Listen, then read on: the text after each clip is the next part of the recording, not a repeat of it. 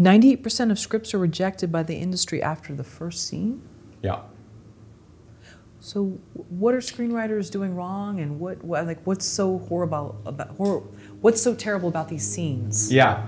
So when I was a studio reader, so when I was in film school with a crazy dream to be a writer, I was working as a studio reader. And what we were trained is read the first 2 scenes. Let me step back. If a script came in by the Coen brothers or Quentin Tarantino, you're reading that whole script. And if you don't like it, you're reading it again to see what's wrong with you. And then you're calling your friends who read it. Like, you taking this very seriously because you're giving them extreme benefit of the doubt. But I was taught when you're reading a script by someone, an unknown writer, a new writer, read the first 2 scenes and stop.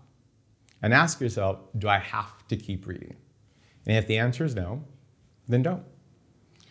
I have a lot of students who are readers now, and they have the one scene. I guess, attention spans have shrunken with Twitter and everything. So they read one scene. I think, here's what I would say. If I read a scene of a script, and it doesn't absolutely make me want to read the next scene, I know this writer is not going to be successful script-wide. It's not going to get better. Your first scene is like your interviews. If someone goes to a job interview for a job they really want, they're late, they're disheveled, they reek of alcohol, they're doing inappropriate jokes, they're just doing everything wrong, right? You're interviewing this person, you're like, okay, this is this person on their best behavior. What are they gonna be like on a bad day? Or you go on a first date, right? And this person is a disaster. You're like, this is them on their best behavior. Yeah. Your first scene is, if you know anything about writing, it's your first impression. That is you on your best behavior. Oh, I like that. So if your first scene, it doesn't have conflict, which is something I believe I talked about in a previous Film Courage video. Otherwise, there's a lot on my site about that. Or the characters don't feel like compelling characters. Or it's supposed to be funny, but it's not. Like all the stuff we were talking about, in terms of what you're selling with a pilot script. Now, I'm not looking for an engine. I don't need to have the concept, but you better nail the genre. And the characters better be characters that I absolutely want to spend time with, and you better know how to write in compelling conflict. Now, let's say someone can do all of that. That doesn't mean that the whole script is going to be great. It means it might. And one of the things, and by the way, I really would recommend for anyone who's serious about being a writer, if possible, try to go on the other side of the fence for 6 months. Try to be a reader, someone who evaluates scripts for 6 months. You can do it for the writing competitions, but if possible, especially if you live in LA, I would try to do it for an agency, a management company, a production company, producer, someone who's in the industry, someone who's involved with buying of projects. And I always tell people do it for 6 months, but not a day longer, because you'll lose your soul. And I don't mean that. What I mean is most writers who start down that path, if they stay on that path too long, they end up becoming executives or producers and they stop writing. And maybe they're happier for that. But I think 6 months is a great time to learn what it's like to be on the other side of the fence, because as a writer, your job is to write scripts that total strangers will read and fall so in love with that they're willing to go to their boss and go to bat for you. And I'll put it in an even more important way. When I was starting out, I thought the key was I had to get a manager and then an agent. I had to get people who were out there advocating for me, because I can't do that. As an unknown writer, I can't call up Warner Brothers or Netflix and say, hey, you don't know me, but I wrote a script and it's great. Like, you can't. First of all, they're not going to take your call. Secondly, right? And good luck getting through, yeah. Yeah, right. Good luck getting through. But even if you do, they're like, yeah, right. So I thought I needed 2 people, or at least one person out there advocating for me. If you're really smart, that's not your objective. Your objective is to get an army of people advocating for you. And the way to do that goes back to writing pitch perfect, authentic scripts, which I talked about in the previous Film Courage videos. Check those out if you haven't seen those. Because when you write something that's unique, non-formulaic, with amazing characters, an engine, an amazing concept, people who read it and I was one of those people, and I have a lot of students who are these people, they will, it's a very small community, Hollywood, and they will email or call or text people and say, have you read Karen's script? Have you read this script? And they're like, no. And they're like, you should. And they send the script. It's called The Script Travels, where the script goes viral. And within days, everyone has read it, and everyone wants to meet you and know who you are, because your script has gone and everyone's buzzing about it. So when you're writing a script, so I'm sorry, I'm going a little bit off tangent here, but I will bring it all together in a moment. So when first thing I do in my UCLA class, because they're so overly educated, they don't realize what a liability that is. So what I'll say is, you're writing, I could do it with a feature or a TV script, 60 minutes. What has to happen? Let's say there's 4 scenes in Act 1. What has to happen in that last scene? What's the objective of that scene? And I get incredibly smart answers. You know, it's the point of no return, it's the first crisis, it's the first subplot, it's the reverse. I mean, I get all these really smart answers. They're all wrong, but they're really smart. The answer is, the 4th scene, what it must do is get total strangers to have to read the 5th scene. And the 5th scene has to get people to read the 6th. It's true of every scene. Every scene has to compel someone to read the next scene. And so that first scene has to get someone to read the 2nd scene. Think about the first scene as a first date. You're not getting married on that date. They're not buying your script. The job of a first date is to get a 2nd date. The job of a 2nd date is to get a 3rd date. Now, enough dates in a row, and then someone will be like, okay, like, I want to get in a relationship with you. That's the moment when they're like, I will read your whole script. There'll come a point where someone will become such a fan, because they'll realize, here's the concept, I know where this is going, and I think that's an awesome idea for a show or a movie. Love these characters, and these scenes are structured so tightly and in such a compelling way. I'm starting to get confidence that this person knows how to structure. And at some point, you're like, I will read this to the end. And then when you get to the end, your job is for them to fall in love. And when they fall in love, that's when they will tell everyone about your script. It's like you're watching a TV show that you love and no one else is watching it. You're telling all your friends, oh, you gotta watch this show, you gotta watch this show. We do that with scripts. So that's your job. So now, that statistic of 98%, sometimes people get mad at me or they want to debate that number. So just to be clear, that's not my number. I didn't come up, if you're upset, don't direct it at me. I am just the messenger. It's very simple. I've been teaching at UCLA since 2007. I have brought in countless executives, producers, agents, managers. I always ask these people, the gatekeepers, when you get a script from a writer that's not a current client and not an established writer, a new writer, how long do you read to then decide if you're going to keep reading? And they always say 1 or 2 scenes. I have heard people say the first 10 pages, they were in a good mood, but it's usually 1 or 2 scenes. I ask those people, what percentage of the time do you keep reading? And I have heard 1%, 2%, far less than 1%. And it probably averages out to about 1%, but I tried to be a little more optimistic and I made it 2%.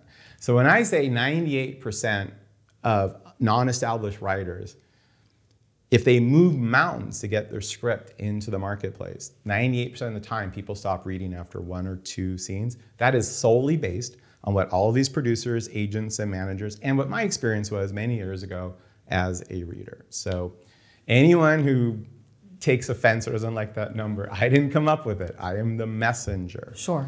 And then I will, when I teach, I'll say, how many of you right now are executives or readers or story analysts? And there's usually like 6 or 7 hands that go up. And I go, so let me ask you, when I say only 2% of scripts are continue to be read after the first scene or 2, do you think that's accurate? Do you think that's too generous? Do you think that's too pessimistic? And across the board, they'll say, you're being way too generous. You're protecting these people. It's less than 2%. Oh, wow. So that's what these people are saying.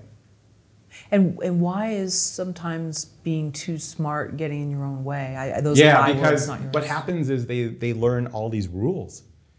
So the industry has changed. So the industry has dramatically changed. So it used to be that there was 3 or 4 channels, and basically what everyone was doing, Donald Glover had a great interview on The New Yorker about this, the brilliant creator and star of Atlanta. So back in the day, like up to, I don't know, 2000, 2002, whatever, you had 3 or 4 networks, and that was it. And they were making macaroni and cheese. They were making comfort food. You come home after a long day and you want a drama, you want a comedy, you want a spiritual, whatever. And they would follow paradigms. So all the comedies were the same structure, different jokes. And the crime scenes, you know, CSI Hollywood, CSI Missouri, CSI Australia, same structure, just different crime. And the idea was, we're creating comfort food, and what we're gonna do is put a star that you like. You like Ted Danson? We're gonna do macaroni and cheese with Ted Danson. You like good. Ellen DeGeneres? We're gonna do macaroni and cheese with Ellen DeGeneres. And the truth is, these shows were designed to get the widest audience possible, ratings for advertising. So they wanted the shows to be watched by as many people as possible. So you want a show that doesn't offend people. You want a show that a lot of people like. And the truth is, people would watch a show and they're like, it's okay, it's not great. But they don't change the channel because they know there's nothing better in the other 2 or 3 channels. And it says Ted Danson, and I like Ted Danson, so I'll just stick with this. That's how it used to be. And now there's so much content that we know, because we have metadata, that people sample pilots, and then it's like they're on a date for 10 minutes, and they're like, well, who else can I date? And they're just jumping. And what, in most cases, not all cases, but in most cases, what determines success or failure is follow through. Simply put, what percentage of the people who watch the first episode watch all the episodes? That's follow through. Because in a world of too much content, what you need is brand loyalty. You need people that will stick with your show. So Girls, I think, had about 2 million people watching it. That's not a large aggregate number, but I think it had one of the highest, if not the highest, follow through. Well over 90-something% of people who watched the first episode of Girls, they watched every episode of Girls. That's valuable now. Because it used to be, again, largest number possible, and also to have a lot of episodes to put it into syndication. Very few shows go to syndication. There's just so much original content. So it's all about creating shows that in a world of too much content, people are going to stick with this show. And so you see that a lot of the scripts that are being bought, they're not the paradigm-driven, rule-driven script anymore. They used to be, like if you go back 15 years ago, you're an unknown writer. That's what you'd want to write if you wanted to sell something. Nowadays, as my agent, well, my former agent, we no longer have agents right now, but my former agent, WME, has repeatedly said, if you're doing a 3-camera standard paradigm-driven comedy or paradigm-driven procedural, unless you've been an executive producer or above in a hit show in that space in the last 3 years, your script's DOA, no one's gonna read it. What you need to be doing is writing a script that no one has seen before. Writing something that only you could have written and make it an elevated story. So instead of preordained plot points, the story unfolds organically, and it's not predictable. And it feels like characters are doing what they would really be doing and saying what they'd really be saying, and it's captivating. These are the hardest scripts to write. These are the pitch perfect, authentic scripts. But this is what the majority of scripts that are selling, these are the scripts that are selling. Now, there are paradigm and rule-driven scripts that sell, but they're predominantly written by people who are executive producers or above on those hit shows. And further, it used to be if you want to get staffed on a TV show, which is generally the entryway starting place for a TV writer to get staffed on an existing show, work your way up the ladder, you would want to write specs of existing shows. So if you're a comedy writer, you would write spec episodes of hit comedies or spec episodes of procedurals. Almost no showrunner in town would read that script. What they will read is original scripts. And here's why. They need their show to make an emotional connection to the audience to get follow through. They need writers who can create emotional attachment. They want to read your script and see that you're a magician, that you could write a script that is unique, that has characters that just, I have to keep following these characters. I have to keep reading the script. That's what they're looking for when they staff their show. I have a friend who's a showrunner, and he has a budget from the streaming company for 9 staff writers, and he only has 7 because he can't find 9. Because there's so many shows, and everyone who's good is working, and they're running shows, or they're the second. That's a big problem, is getting enough really amazing writers. So the people coming out of these programs, in a lot of time, they have been trained to fight a war that ended 7 years ago. So what these institutions are teaching was absolutely true at the time, and it's a lot harder for a big institution to sort of change course for a lot of reasons. So anyway, I mean, I have MFA from UCLA. I loved the experience. I made a lot of great connections, a lot of great friends. But to answer your question, I find I have a lot of agents and managers send me writers to work with in my workshops because they're overly educated. They know all the rules, they know all the paradigms. Their head's full of what you can do or can't do. It's ridiculous. When you see what is selling, when you see what showrunners are looking for, they're looking for something that is absolutely original and captivating. They don't want the rules. They don't want the paradigms. That's easy. They want someone who could create something that is memorable, it's impactful, that you have an emotional attachment to, because they need to create shows that when someone watches it, they will keep watching that show. So almost as if you're talking about the marvelous Mrs. Maisel, sorry. It's almost that kind of that metaphor of she was the perfect whatever friend, mother, everything's overly sanitized, perfect, but nobody wants to watch that. They want to see somebody who's going to really like push the envelope and offend people, possibly, maybe not, but really like go outside the lines. Yes, and so it's the same thing with the writers, it sounds like. Yes, that's really smart. And if we want to use Marvelous Miss Maisel, we can go a little bit deeper as a metaphor, because I think there's a brilliant metaphor in that show for writers. So we have a character who doesn't want to get rejected. So, I mean, as a wife, she's taken sex classes to be perfect in bed. This is in the show. She not only does have her makeup on perfectly in her hair when she goes to bed, but she wakes up an hour earlier. Oh, wow. Redoes her makeup and hair, gargles with mouthwash, pretends to be asleep. So when the alarm goes off and her husband wakes up, she is an angel. She is the perfect daughter. She's the perfect, I mean, she's so charming and she's so wonderful, but it comes from this terrible, terrible fear of being rejected. Right. So you already know as creating the show, she's going to get rejected a lot by her husband and by society and her parents, but to the metaphor. I would say, and this, I can relate to this as a writer, it was one of my biggest struggles, and I never overcame it. And it's part of why I stopped writing. And I see a lot of writers with this struggle. If you are so afraid of rejection, then it makes you, or it can compel you, to be the kind of person that you think people want you to be. And this could be true as a son or a daughter, or a spouse, or a writer. So you start writing in a way that you think is what people are looking for, and you're scared of writing in a way that could offend people. And so people who are so terrified of rejection can become the kind of person who it's hard to reject, but the person they become is not who they really are. So the fear of rejection can lead people to reject themselves. So afraid of being rejected, you reject who you truly are. In The Marvelous Miss Maisel, she has gone through her whole life being a perfect person. At the end of that pilot, she's going to have been the worst thing of her life as her husband. Not only did he reject her, but who he rejected her for, and when he did it. And she's drunk on Manischewitz wine, but she is drunk and gets on stage. And for the first time ever, that character starts to search for and to express her truth. Not as a stand-up, just because she's drunk, and she does.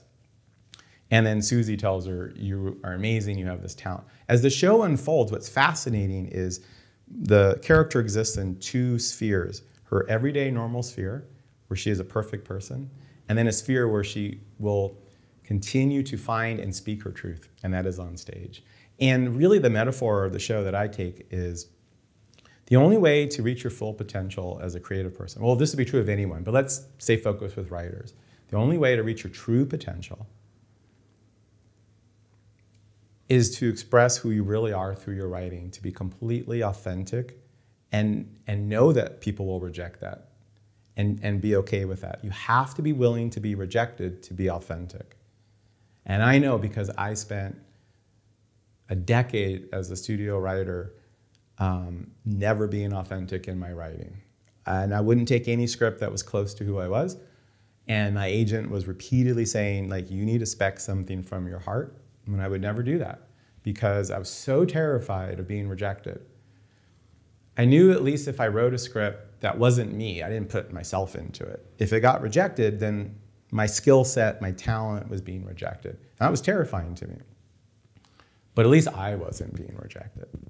If I was authentic in my writing, as I knew I should be, and I was rejected, that was just too terrifying. So, you know, this is film courage. Courage is so important. And I lacked it as a writer. And that's part of why I teach, because I really want to do what I can to help inspire other people to not make that mistake. And so I think The Marvelous Mrs. Maisel is a really beautiful metaphor. And to really hit your full potential, you have to be okay with being rejected. And what will happen is there were people who read the pilot or heard the idea for Seinfeld or, you know, Catastrophe or Breaking Bad or Orange is the New Black, Russian Doll, hated it.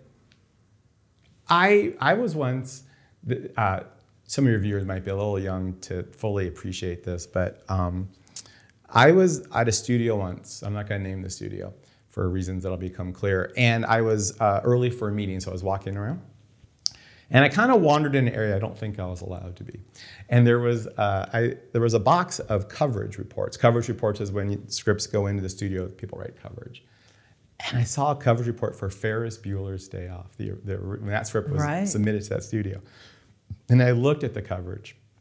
This person hated that script. They said, this is the most annoying script I ever read. First of all, you have a teen character who thinks he's the smartest person in the world, and he is.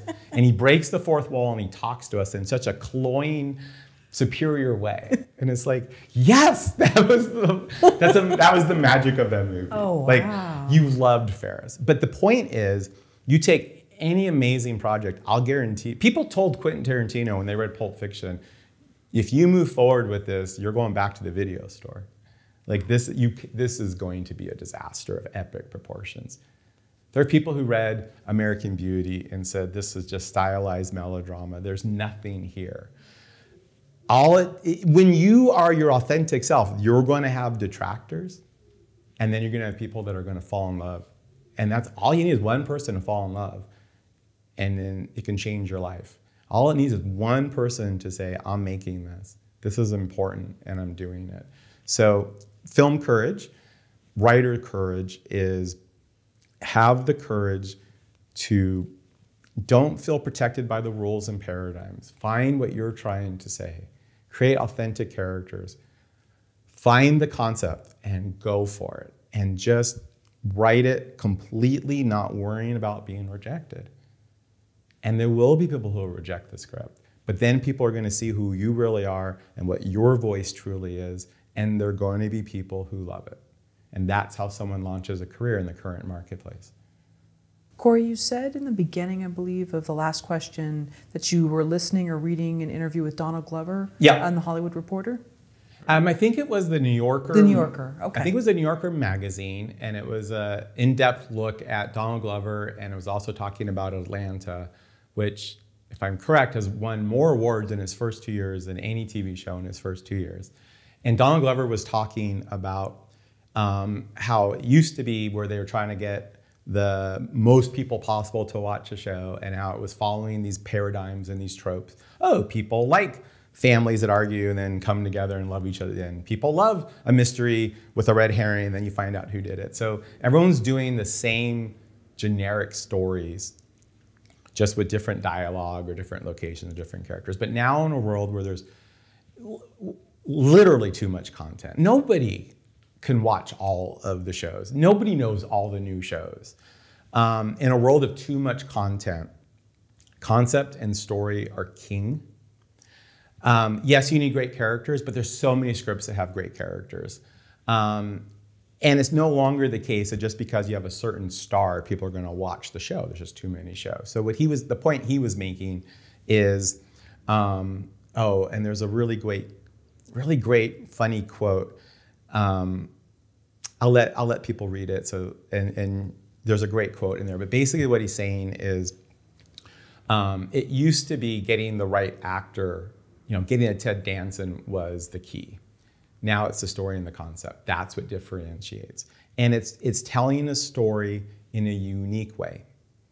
It's telling the story in the way that's best for that story and for the experience you want people to have. So Atlanta is brilliantly structured. It's one of the shows that I have a plot casting class and we do case studies and I teach people how to deconstruct these shows to see how they're put together.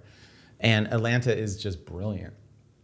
But if you look at any of the paradigms or the rules that are widely taught, and then you look at the really successful shows like Atlanta or The Marvelous Mrs. Maisel or Fleabag or Russian Doll, and then if you also get scripts that have launched writers' careers in the past 4 years, and I've done this with my UCLA classes, just pile the scripts, have people grab whichever ones they want, and then the question is, what percentage of these scripts adhere to the rules and the paradigms that you've been taught? And the answer ranges from none to almost none. And then people get upset. Well, why am I forcing a square peg in a round hole when I don't have to? Exactly. So the article that Donald Glover was talking about, the new paradigm, or the new reality of TV, and how the stories have to make an emotional connection. They can't be predictable. No, the reality, and we know this from the metadata, is that these paradigm-driven shows, that's what our parents watched. We grew up and came of age with on-demand video platforms. And we have, as a generation, watched more TV than is probably medically advisable. We know what's a redo. We know what's a reheat. And more, our generation is not watching those shows. Murder, She Wrote, which was a brilliant show in its day. That's what our parents watched. And so that was Donald Glover was making that argument in a much more articulate way than I just did. And so you can go look at it. It's in the New Yorker 2 years ago or so.